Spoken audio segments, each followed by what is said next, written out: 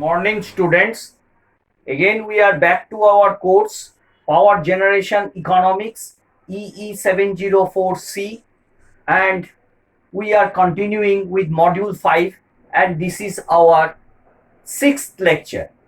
And module 5 consists of 8 lectures classes, and as per the syllabus, and in that module 5 there are two chapters. One is state estimation and another is load forecasting. In state estimation we have covered 4 lecture classes, and in load forecasting till now we have covered 1 lecture class, and this is our second lecture in module 5. That means it is our 6th lecture class.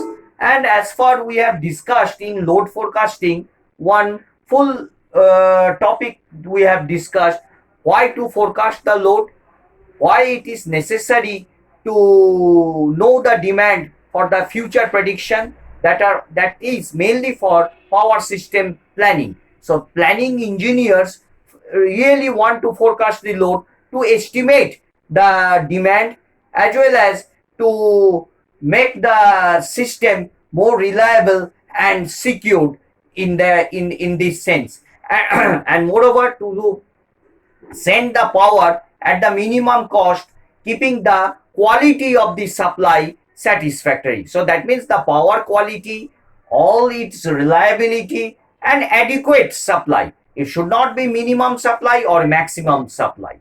So regarding this load forecasting, the first and foremost point is that to ensure adequate and reliable power supply.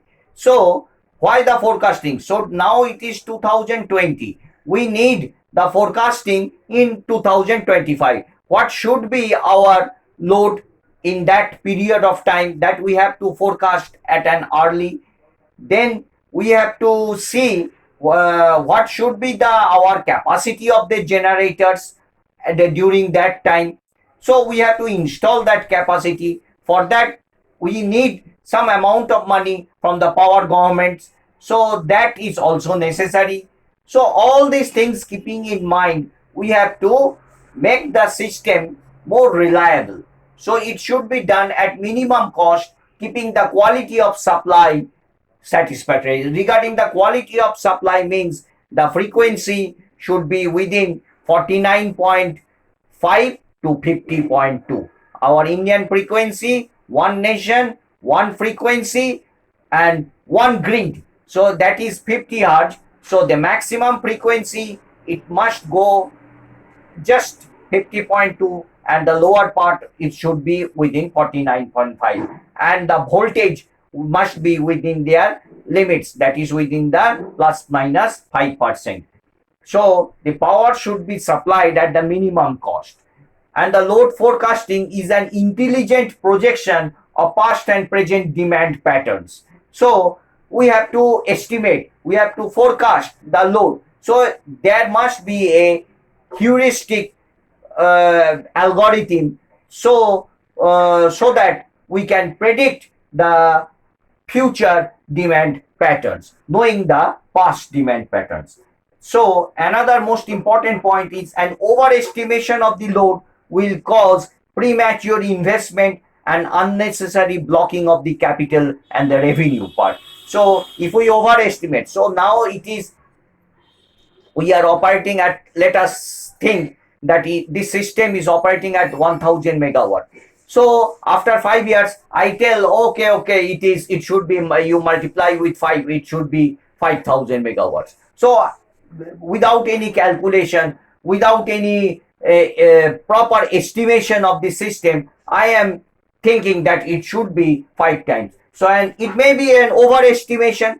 So the required load may be around 3000 megawatts. So then overestimation will cause the blocking of the capital. So capital will be granted, and that capital is not properly used in the system. So the necessary equipments, the costly equipments what we have bought, that is not properly used. And moreover, an overestimation as well as the underestimation. So what should be the necessary? The correct estimation of the load pattern. So there is also some tolerance factor that may be within 2% or 5% of the estimation that is predictable. So overestimation should not be done, as well as the underestimation of the load should not be done. So the underestimation of the load will also result in shortage of equipments and circuits, and we will be not able to give the proper amount of load to the customers. So that utility center will be very much disturbed, because that utility center has not predicted the future pattern of the load, that has not depicted the future pattern of the load. So all these things are very much necessary, and you must know that the power system planning is done to ensure adequate and reliable power supply to meet the estimated load demand in both near and distant future. This must be done at minimum possible cost, keeping the quality of the supply satisfactory. The primary and prerequisite for system planning is to arrive at a realistic estimates for future demands of power, which is known as load forecasting. Basically, load forecasting is no more than an intelligent projection of past and present demand patterns to determine future ones with sufficient reliability. There is no easy and shortcut method for this exercise. A detailed study of past system performance with regard to its load consumption pattern and its constitution and region-wise distribution is necessary to establish general behavior pattern. Future assessment has to be drawn off after careful screening of the reference data. An overestimation of the load will cause premature investment and unnecessary blocking of the capital, whereas underestimation of load will result in shortage of equipment and circuits. It is always better to plan the system for load slightly higher than the expected one, so that no exigency may arise. From the past load growth, one can analyze the factors which contribute to that growth. For future, the contribution of these factors, if any, should be carefully analyzed. Unfortunately, an accurate forecast depends on the judgment of the forecaster, and it is impossible to really rely strictly on analytical methods to obtain an accurate forecasting methods. So, what are the classification of loads?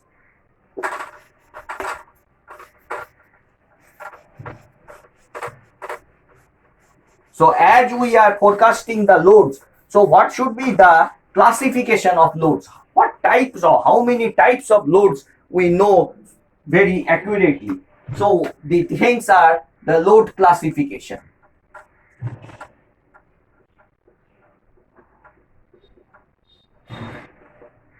Load classification. So number one, we can say it is domestic load. So everybody can understand what is a domestic load. We will little bit elaborately describe. Number two, we can take about the industrial load. Industrial load. Number three, we can think about the commercial load. Commercial load. Number four, we can think about the traction load, the trains and the electric vehicles, how they are running, and the traction loads. And number five, the municipality loads, the water supply and the street lighting.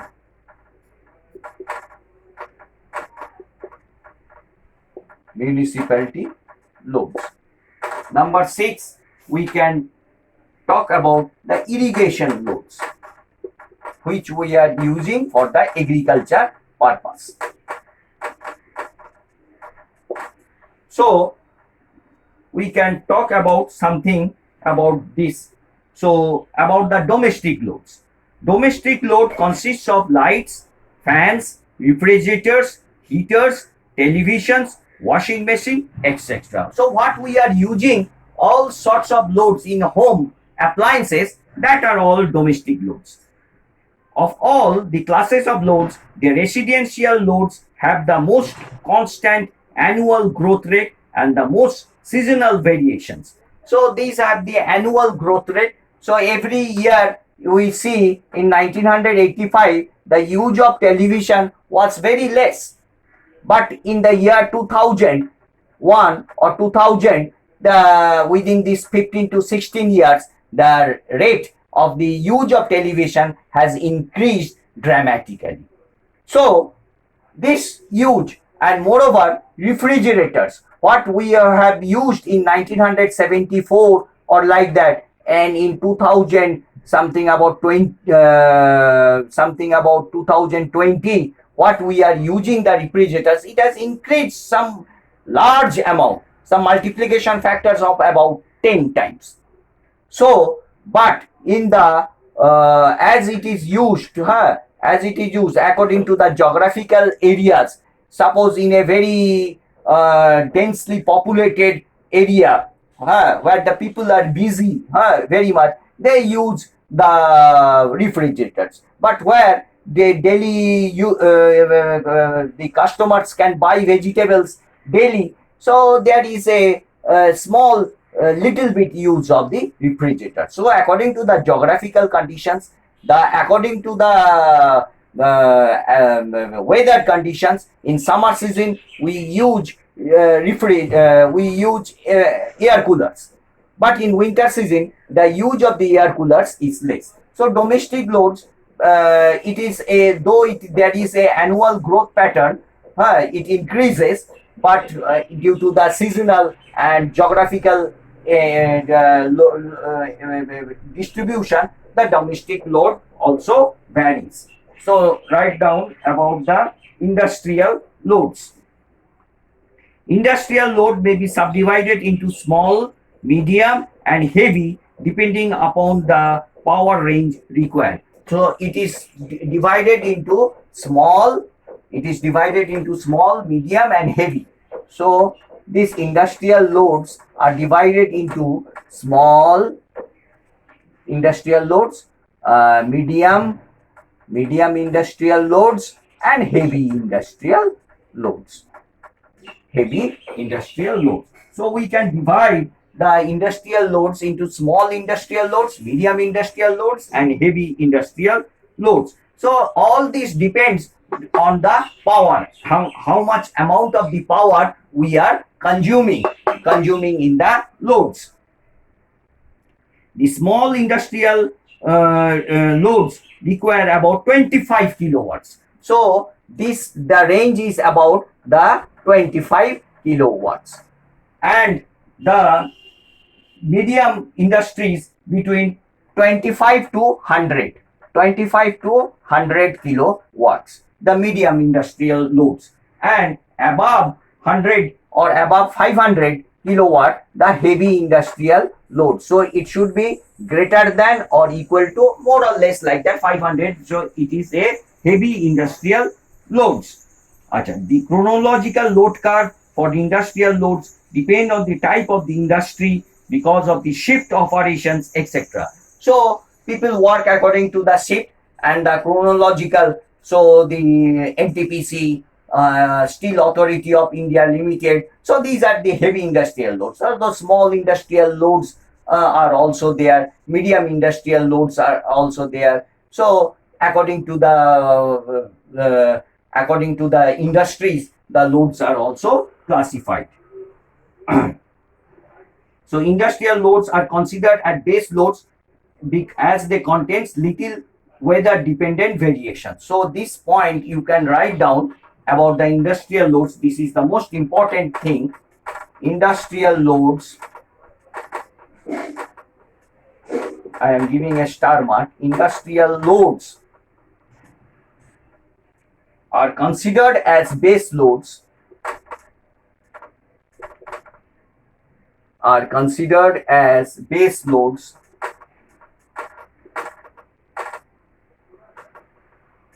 are considered as base loads that contains little weather,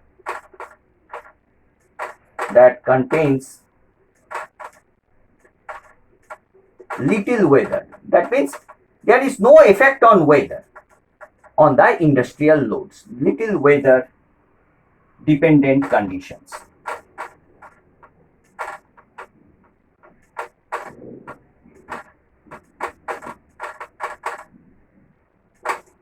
So this is the most important line. So does the industrial loads depend on the weather? So during rainy season or during the winter season or the summer season, the plant has to operate.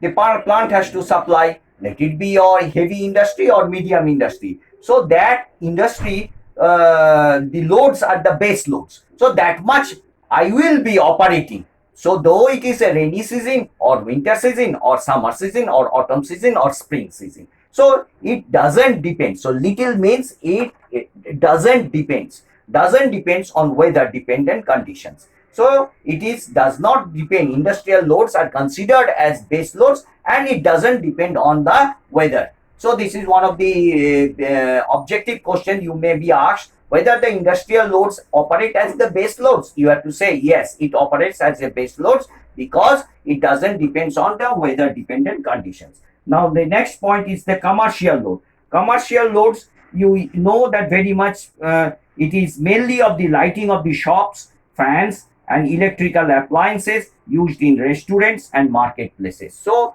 lights, fans and TVs and the other equipments what they are used for the decorating the commercial places or big shops or malls like that in metropolitan cities. So that is the even in during the festive season, the lighting on the streets also that to decorate the shops and so the lights are used. So that is due to the attraction of the customers. So this is known as the commercial loads.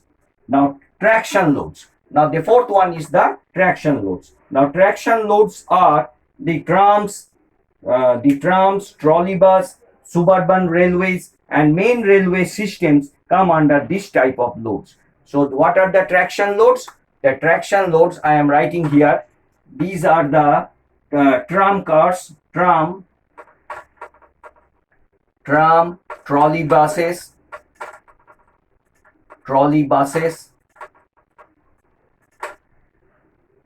railways, suburban railways,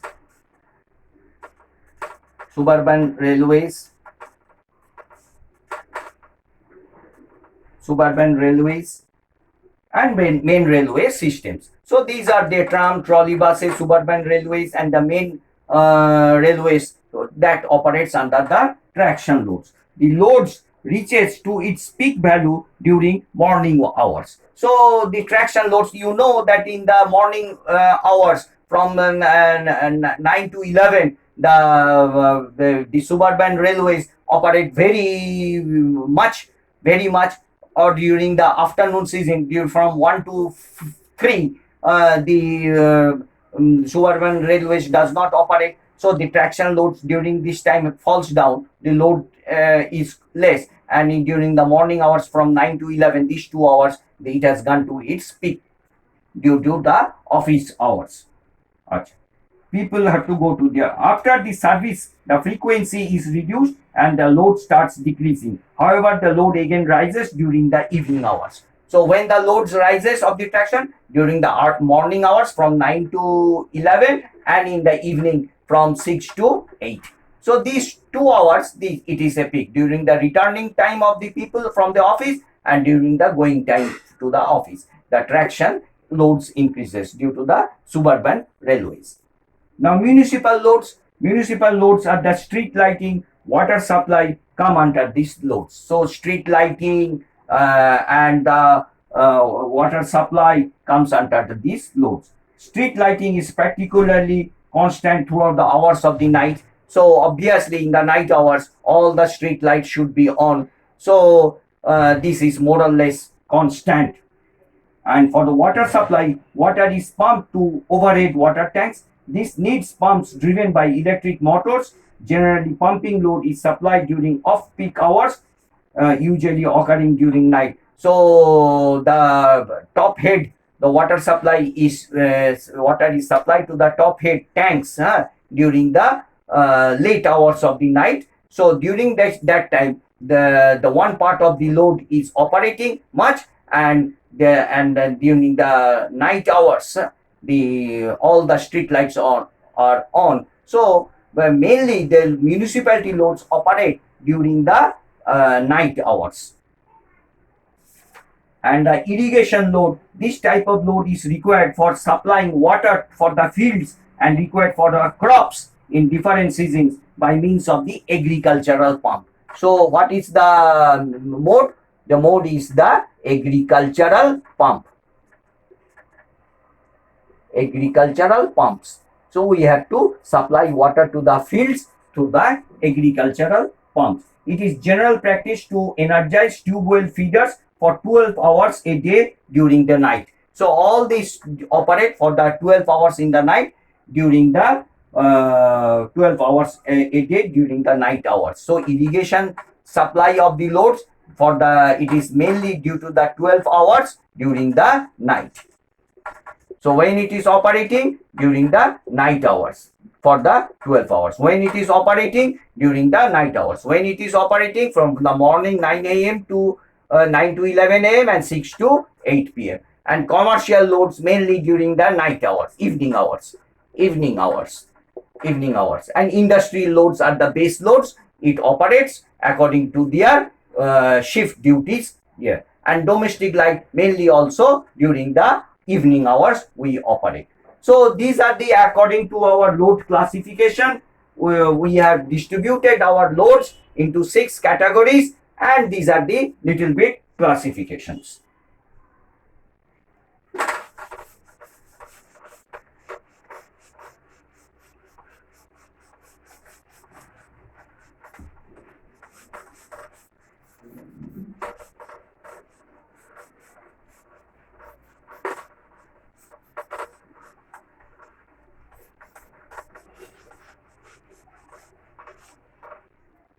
So what are the methods of load forecasting?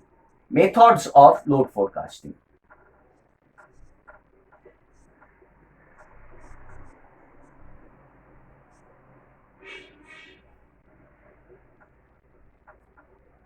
So the forecasting, as stated, is the introduction of a simple procedure for quantitatively defining future loads. So what is load forecasting? Load forecasting means, you can say, it is a quantitatively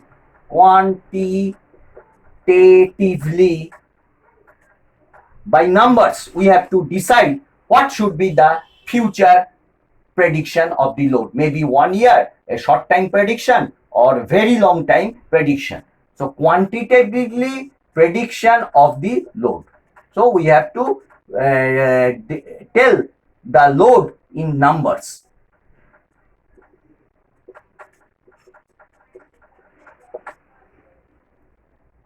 At the extreme, the load range pattern consider 20 to 30 years forecast to establish feasible generation and transmission plans for the decades. So load patterns, loads are to be decided for future 20 to 30 years. That is long time prediction of the future, prediction of the load forecasting method. So what should be the feasible generation and transmission? Feasible generation and transmission. So feasible means I should not abruptly say that this should be the load in the after 10 years or 20 years. I should not abruptly say. There should be a mathematical modeling from where we can forecast the load in quantitatively, that means in numbers, and that must be a mathematical modeling must be set up so that a feasible and accurate, suppose now it is 1000 megawatts. Abruptly I say 1000 megawatts, and abruptly I say after 10 years I simply multiply with 10 and tell that it will be 10,000 megawatts. The answer may be a wrong also, or it may click. So that sort of load forecasting must not be there. We must decide in advance through a mathematical modeling, and that must be a feasible generation and transmission prediction of the so that we can predict the load, and there must be a feasible generation and transmission of the generators and transmission in the transmission lines. So thinking about the load capability of the transmission lines, and we have to see how much power we can transport from one place to the another place, and that must be a quantitatively prediction of the amount of the load. At the other extreme, the system operator is concerned with the load minutes of hours so that it may commit equipment or schedule an energy interchange with a neighboring area. So hourly prediction of the load, hourly prediction. So there must be an hourly prediction, long time prediction, short time prediction. So all these sorts of prediction must be set up. So hourly prediction, suppose during the seasons when the festivals are there, so from 9 to 10 evening the peak load has been observed, obviously. So how much load during the festive season is necessary, so that must be a hourly prediction. How much would be the traction, how much for the commercial lighting, how much should be the domestic load. So all these things, a mathematical modeling must be set up so that the hourly prediction and long time prediction must be set up quantitatively. So all these, so daily forecasts are needed to schedule generation for optimum economy. So if we predict abruptly, our economy will be lost. So optimum economy is necessary. Optimum economy. Under optimum economy, we have to predict the hourly prediction of the load. So how many types of load prediction? Weekly, monthly, hourly, short-term planning, maybe of 2 or 3 years, short-term, and long-term planning, maybe of 10 years, greater than 10 years. So all these predictions must be set up quantitatively.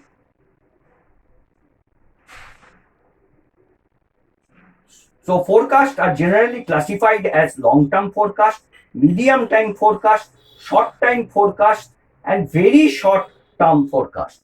So mediumly means maybe of monthly. So that may be a medium forecast.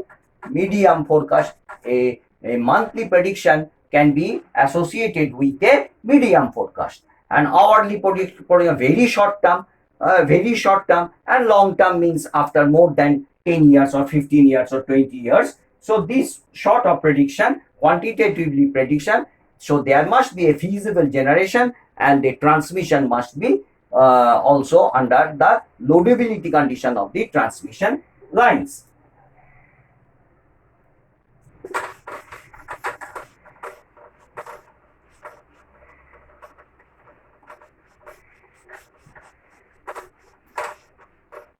So the following are normally used for load forecasting. So what are the methods for the load forecasting? Methods. What are the methods? Methods of load forecasting. So methods of load forecasting, number one, we can say extrapolation technique. Extrapolation technique. Number two, we can say Skeet's method. Skeet's method. Number three, we can say end use method.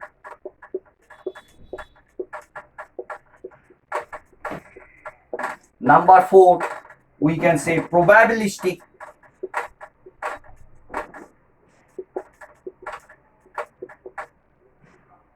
extrapolation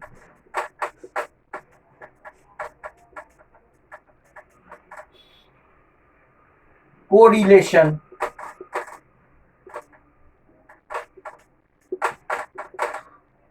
method. Correlation method. So these are the some of the, there may be other heuristic methods also. So in general, we describe about the extrapolation technique, Skid's method, induced method, and the probabilistic extrapolation correlation method.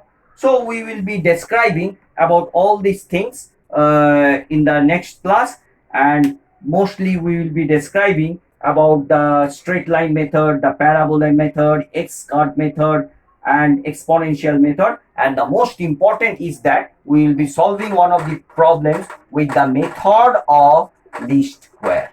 Method of least square. Method of the least square. So what is in the method of least square? Some some load patterns are known very known. Suppose in the year 93, 94, 95, 96, 97, 98, 99. So all the load patterns we know very much. What are the peak demands and what are the base load demands we know. We have to predict in 2025.